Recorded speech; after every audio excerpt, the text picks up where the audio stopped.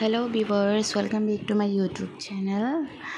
প্ৰথমতে এটা কথা কওঁ, মোৰ ভয়েসটো অলপ ইগনোৰ কৰিব কাৰণ মোৰ অলপ কাহ হৈ আছে, সেইটো কাৰণে মানে অলপ বেলেগ ধৰণৰ আহিছে ভয়েসটো। তো ৰাতিপুৱা চাহ খাবলৈ লৈছোঁ, ৰুটিৰ লগত বুটৰ দালি আৰু মই লোকেল চিকেন বনাইছিলোঁ লাওৰে, আৰু এইফালে ৰুটি, শুকান ৰুটি। হাজবেণ্ডে শুকান ৰুটি খাব আৰু মই তেলৰ ৰুটি। মই শুকান ৰুটি হ'লে ভাল নাপাওঁ। মই মানে ব্ৰেকফাষ্টত কোনো ধৰণৰ হেৰি নাখাওঁ, ভাজি চাজি, ডাইৰেক্ট চাহ থৰেই খাওঁ। ৰুটি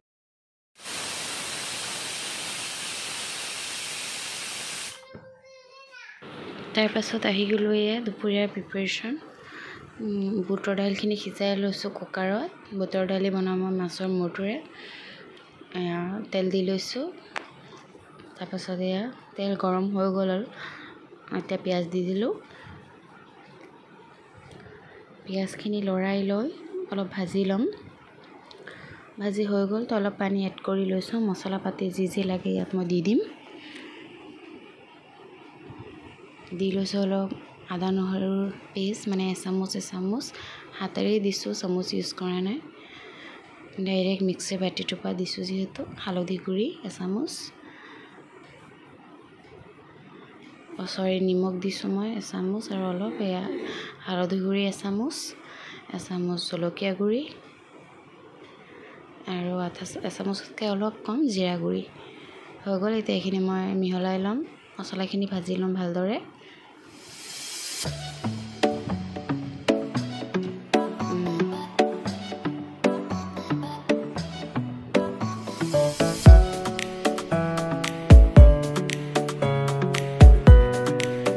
তো মছলাখিনি ভাজি মোৰ হৈ গ'ল। এতিয়া মই মাছৰ মূৰটো মই পিচকৈ কাটি থৈছিলোঁ, সেইটোৱে দি আছোঁ।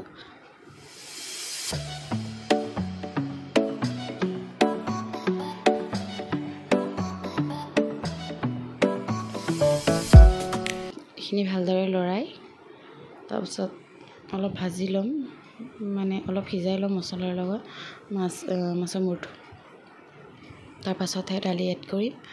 এইখিনি ভালদৰে লৰাই লৈছোঁ। মাছৰ মূৰটো বহুত ডাঙৰ হয়, কেমেৰাত ইমান মানে সৰুৱে দেখাইছে, কিন্তু বহুত মস্ত হয়, সেইকাৰণে অলপ দেৰি ভাজি ল'ব লাগিছে। এতিয়া মই দালিখিনি দি দিলোঁ।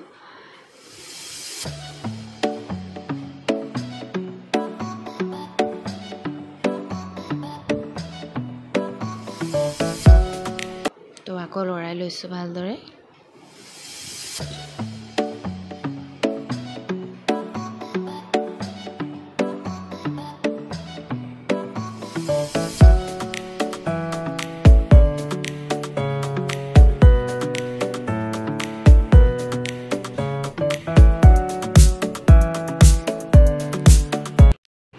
এতিয়া মই ঢাকনখনেৰে ঢাকি দিম। ঢাকি অলপ দেৰি মই সিজি হৈ গ'ল, মই আকৌ ঢাকনিটো উঠাই চালোঁ। মানে ঢাকনিটো দি মই 10 মিনিটমান মিডিয়াম ফ্লেমত থৈছিলোঁ, তাৰপাছতহে ঢাকনিটো উঠালোঁ।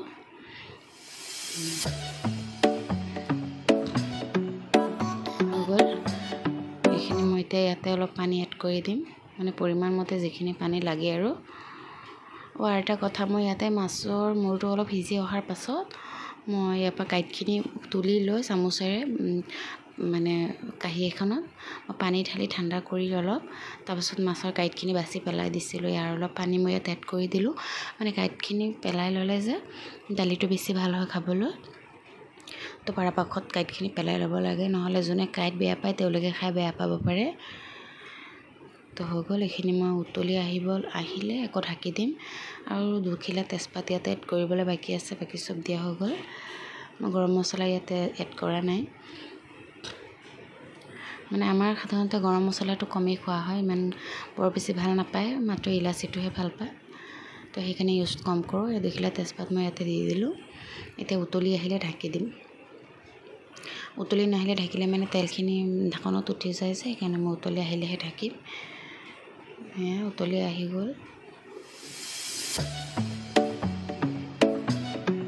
ঢাকি দিলোঁ। কি কৰিছা? চশমা পিন্ধিছা? এনেকৈ পিন্ধে? তোমাৰ কি হৈছে মা? জ্বৰ হৈছে? ও আল্লাহ ক'ত হয় জ্বৰ এইটো মাথাত ও বুঝছুনাৰি তুমি পৰি গৈছা আব্বাই কি আনিছে এটা আমাৰ হাতত দি লোৱা শুনা আব্বাই কি আনিছে তোমাৰ কাৰণে ইয়াত কৈ দিয়া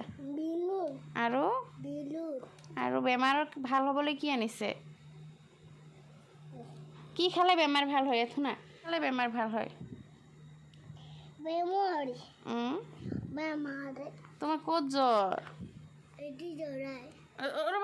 ৰ'বাচোন হেঙনি কেনেকৈ মুছে এনেকৈ মুছে চবকে কোৱা হাই গাইছ কোৱা মোৰ বেমাৰ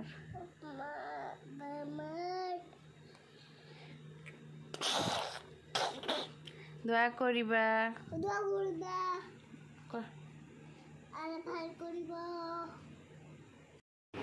তাইৰ মানে বেমাৰ আজাৰ হ'লেও ইমান ফূৰ্তিত থাকে ছোৱালীজনী কোনো মানে ক'বই নোৱাৰিব তাইৰ ইমানেই জ্বৰ উঠিছিল ৰাতি যে মানে চুলে গাত জ্বলি গৈছে এনেকুৱা জ্বৰ উঠিছে ভয় লাগিছে মূৰত পানী দিম বুলি লাগিছে তাৰপিছত নিদিলোঁ আৰু ঠাণ্ডাৰ ভয়ত তো এইফালে আহি গ'লোঁ এয়া লাড়ু বনাবলৈ বেচনৰ মানে তাই একোৱেই নাখায় ৰাইছে ইমান জ্বৰ ভাবিলোঁ অলপ লাড়ু বনাই চাওঁচোন খাই নেকি মই ইয়াতে লৈছোঁ চেনি এইটো কাপৰ কম আধা কাপ লৈছোঁ মই মানে মিঠাটো আমি কমকৈ দিওঁ আপোনালোকে যদি পাৰফেক্ট মিঠা খায় তেওঁলোকে আধা কাপ ল'ব পৰা মই কম আধা কাপ লৈছোঁ আৰু ৰিফাইন অইল লৈছোঁ আধা কাপ কম আধা কাপ মানে ইয়াত অলপ ঘিউ এড কৰিম সেইকাৰণে মই কম আধা কাপ লৈছোঁ আপোনালোকে অকল ঘিউৰে বনাব পাৰে বা অকল তেলেৰেও বনাব পাৰে অসুবিধা নাই মই তেল আৰু ঘিউ দুটাই ইউজ কৰিম সেইকাৰণে ইয়াতে মই অলপ তেলটো কমকৈ দিলোঁ তো ঘিউখিনি ইয়াত দি হৈ গ'ল এতিয়া মই ইয়াত দি দিম হৈছে বেচন মই একদম ল' কৰি থৈছোঁ ফ্লেমটো বেছি গৰম কৰি নেপেলাব তেলখিনি একাপ ভৰি মই ইয়াতে বেচন দিছোঁ তাৰপাছত আকৌ আধা কাপ দিম 1.5 কাপ দিম মানে টোটেল হৈ গ'ল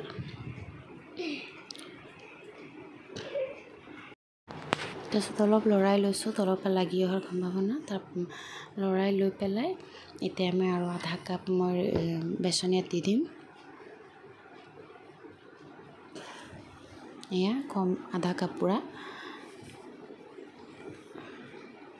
এইখিনি মই এতিয়া লৰাই থাকিম একদম মিডিয়ামটো ফ্লেম কৰি পেলাব মিডিয়ামটো ল' কৰি নিদিব তেতিয়াহ'লে কিন্তু মিডিয়ামটো হাই কৰি নিদিব হাই কৰি দিলে কি হয় জানেনে মানে বেচনটো লগে লগে ভাজা হৈ যায় মানে পুৰি যায় আৰু ইয়াৰ মানে আচল সোৱাদটো নাহে সেইকাৰণে মিডিয়াম ফ্লেম কৰি 10-15 মিনিটমান ভাজিলেই চাব এই ধৰণে মানে অলপ পনীয়া নিচিনা হৈ আহিব বেচনখিনি তেতিয়া আপোনালোকে বুজি পাব লাগিব যেন ৰেডি হৈ গ'ল বুলি মানে ভাজি হৈ গ'ল তো এয়া মই ভাজি আছোঁ এই ধৰণে মই গোট বান্ধি আহিছে মই ইয়াতে এতিয়ালৈকে একো ব্যৱহাৰ কৰা নাই চেনিখিনি জাষ্ট মিক্সিত পিচিহে থৈছোঁ এতিয়া মই এইখিনি ভালদৰে এতিয়া লৰাই থাকিম লৰাই আৰু 10 মিনিটমান ভাজি ল'ম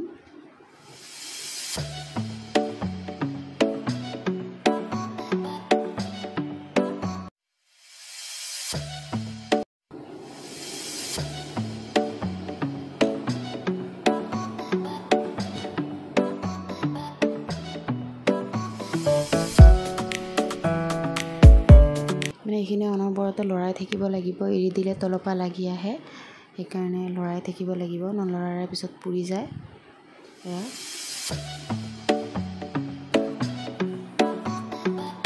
আৰু ইয়াতে মই এড কৰিম এতিয়া 3 চামুচ গাখীৰ এয়া গাখীৰ মই 3 চামুচ আখোৱা চামুচেৰে 3 চামুচ গাখীৰ দি দিছোঁ আপোনালোকে ইচ্ছা কৰিলে পানীও দিব পাৰে বা অকল গাখীৰো দিব পাৰে বা পানী আৰু গাখীৰ দুটাই মিক্স কৰি দিব পাৰে কাপটো ধুই দি দিলোঁ এতিয়া দিয়াৰ লগে লগে চাব বেচনখিনি ফুলি আঠা হৈ আহিব ভয় কৰিবলগীয়া কথা একো নাই তাৰপাছত 2-3 মিনিটমান লৰাই ধৰণে ভাজিলে আকৌ আগৰ দৰে হৈ যাব বেচনখিনি চাওক ফুলি আঠা হৈ গৈছে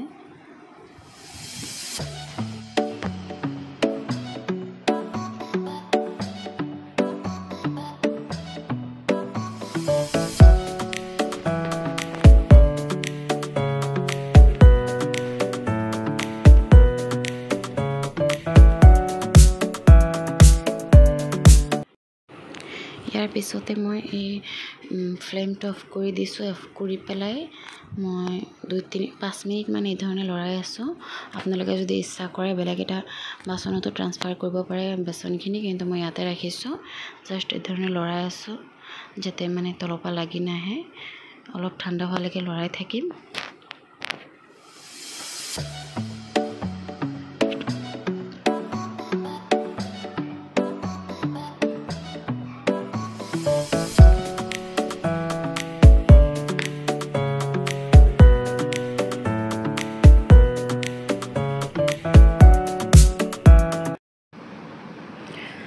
তো মই থৈ দিছিলোঁ পূৰা ঠাণ্ডা হোৱালৈকে। দেখিছে মই হাতেৰে ভালদৰে এৰাব পাৰিছোঁ, তাৰমানে পূৰা ঠাণ্ডা হৈ গ'ল।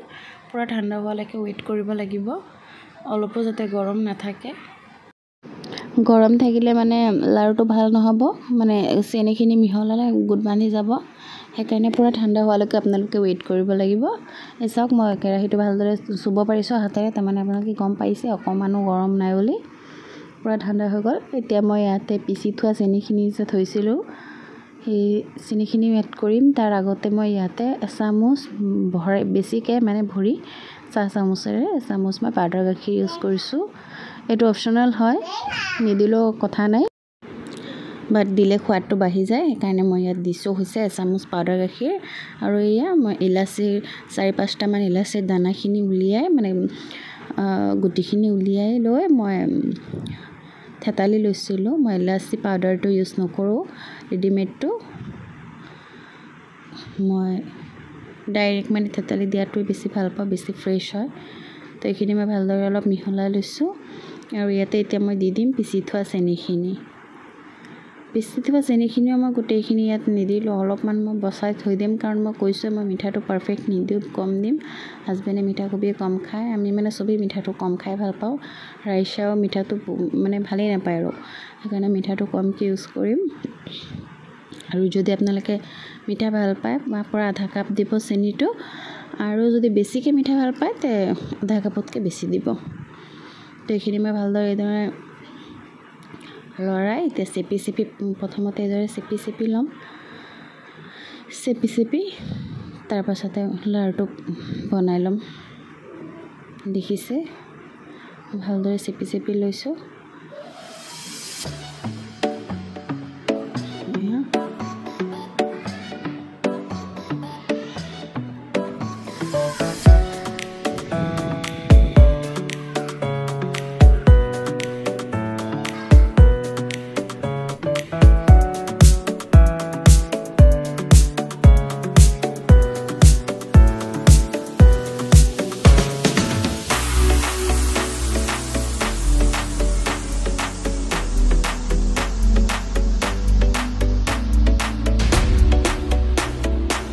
মোৰ লাৰুখিনি বনাই ৰেডি হৈ গ'ল। এয়া চাওক ইমান ধুনীয়া হৈছে। মই ইয়াত কোনো ধৰণৰ ফুড কালাৰ এড কৰা নাই, তথাপি কালাৰটো খুব ধুনীয়া আহিছে। যদি আপোনালোকে ইচ্ছা কৰে ফুড কালাৰ এড কৰিব পাৰে, মানে হালধীয়া কালাৰটো। যেতিয়া আপোনালোকে গাখীৰ বা পানী দিব বেচনত, তেতিয়া কালাৰটো তাতে মিহলাই ল'ব, তেতিয়া কালাৰটো ভাল হ'ব। আৰু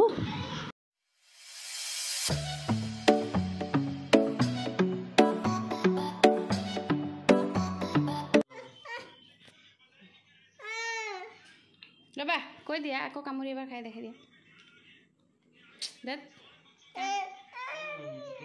তুমি খাই কোৱা। তো যদি ভাল লাগে লাইক কমেণ্ট এণ্ড শ্বেয়াৰ কৰি দিব, চেনেলটো ছাবস্ক্ৰাইব কৰি দিব। And take care, bye by.